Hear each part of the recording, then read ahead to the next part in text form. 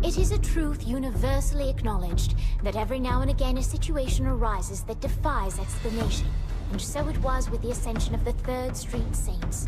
When the Saints made their presence known to the world in 2006, they were decried for being pretenders to the throne. The people were confused. Were the Saints sociopathic killing machines hell-bent on destruction? Or puckish rogues living a life of mirth and whimsy?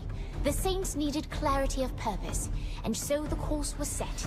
More fun, less mercy killing.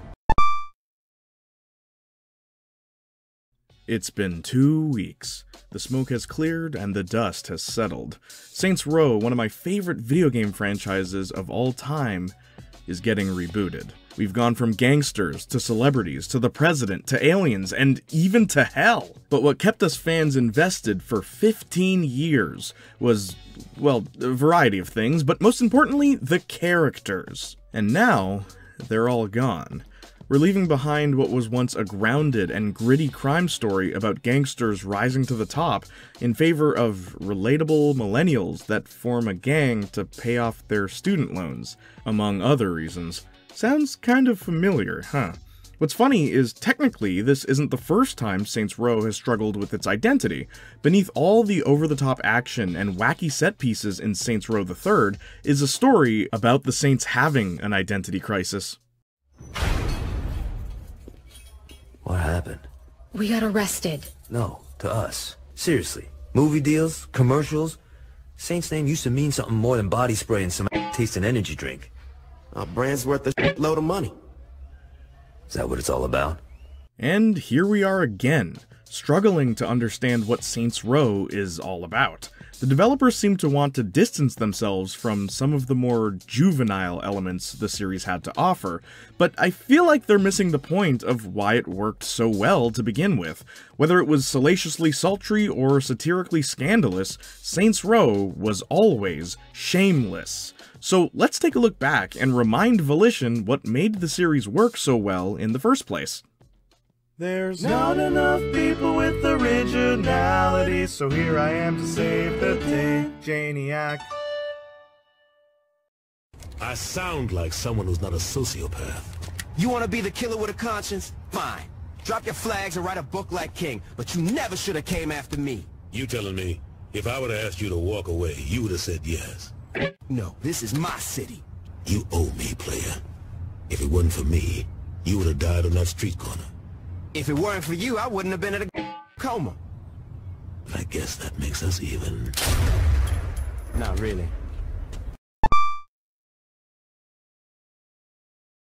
A prevailing claim is that the change in appearance is an attempt to make the characters more diverse, but that really wouldn't make any sense. The 3rd Street Saints have always been culturally diverse, and they never felt the need to bring it up. You know why? Because there's more important things going on. We really don't have time to talk about race relations and the struggle between upper and lower economic classes when we've got guns pointed at us. But seriously, Saints Row is nothing without its characters, the main one being you. Yeah, the protagonist of Saints Row is a fully customizable character that you, the player, have complete control of. In the first game, they really don't speak much, but the few times they do talk are hilarious. What are you doing here?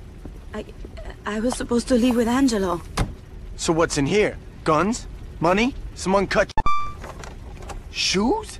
Actually, they're this season's new. Hey, bull, that's last year's fall collection. That's not true.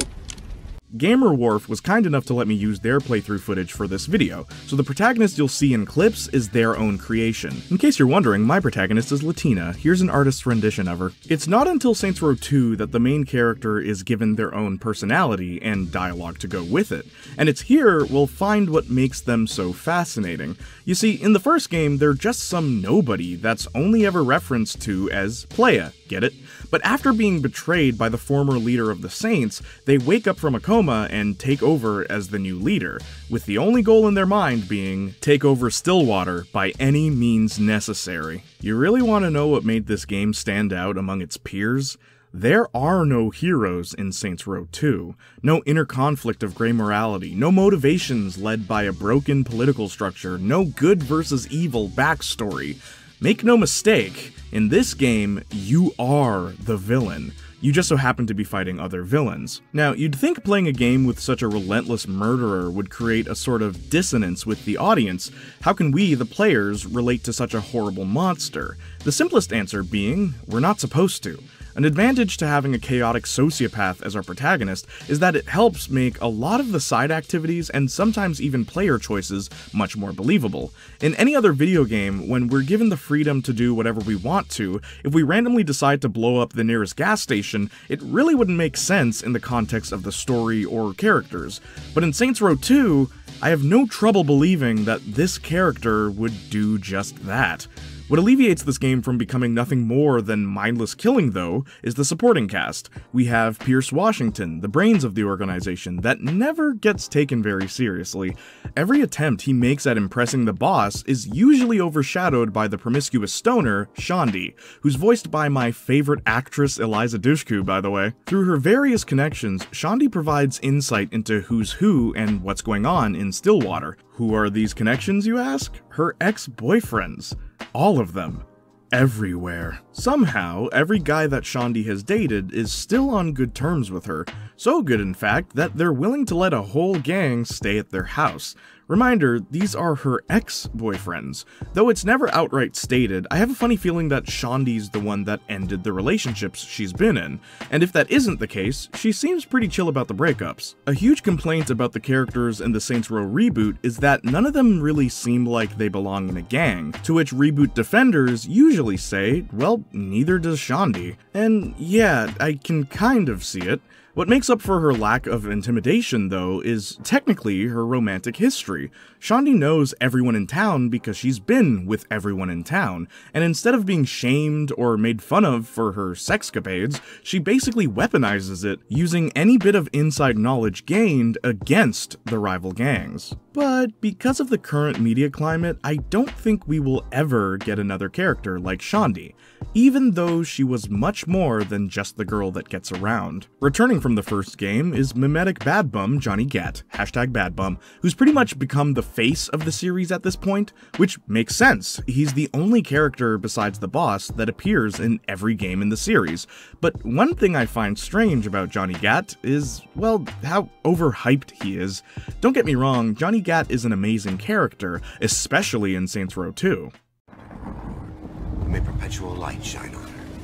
May her soul and the souls of all the faithful departed rest in peace. You two have humiliated my family for the last time! Leave, little boy. Look at me when I'm talking to you! I'm not killing anyone at Isha's funeral. Tonight, tomorrow, you name a time and I will gladly you up. But not now. How noble. But how many times do we have to save him, huh? If he's so awesome, why does he always need our help? I feel like fans of the series make the mistake of thinking Johnny Gat is this indestructible killing machine, which, yeah, he basically is in the fourth game, but like, Johnny Gat was at his best in Saints Row 2, mainly because he wasn't hyped up as the ultimate force of destruction. He had a high body count, sure, but he wasn't this legendary gangster or anything like that, so most enemies would see him and think nothing of him, which made his actions all the more gratifying.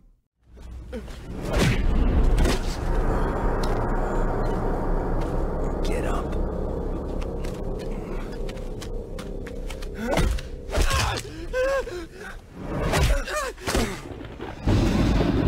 Get up.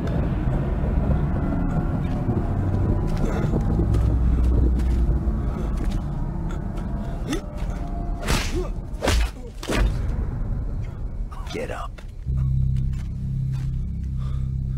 Please, stop. Not so fun when you're fighting someone who isn't tied to a chair, is it? I didn't kill her! You ordered it.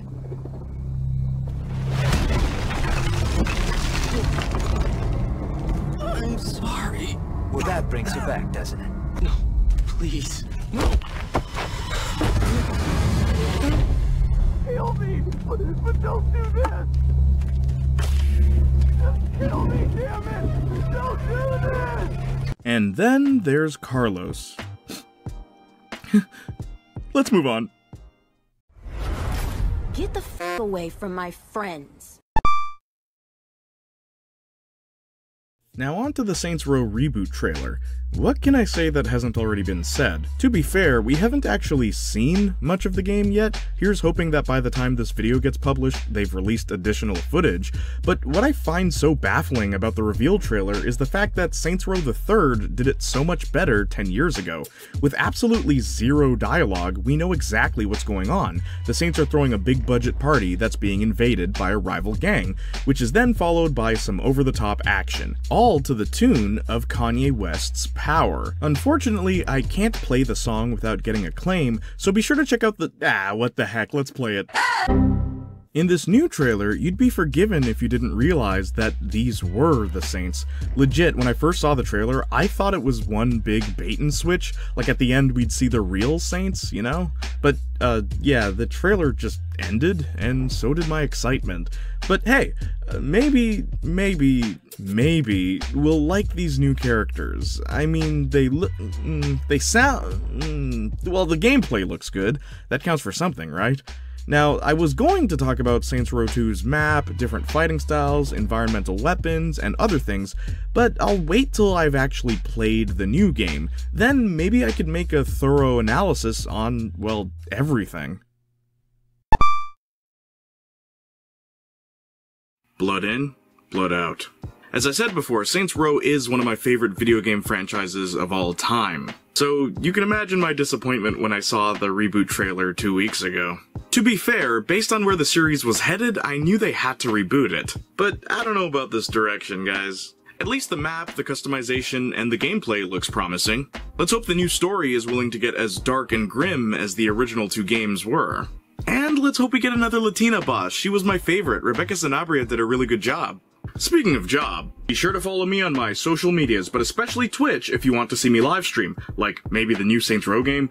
While you're at it, be sure to follow the Junior and Marcus Talk podcast, where we talk about movies, TV shows, and whatever you want us to talk about. If you're already subscribed to this channel, please subscribe to my backup channel, Jayniac Jr., in case anything bad happens to this one. And finally, please check out the merchandise. Every purchase supports this channel. And Discord. So, how are you feeling about this new Saints Row game? Were you a fan of the series before? And if you're new to hearing about the series, maybe give it a chance. You might be surprised to find that Saints Row 2 is one of the greatest sandbox games ever made. Let me know what you think in the comments down below. Until then, I'll leave you with this.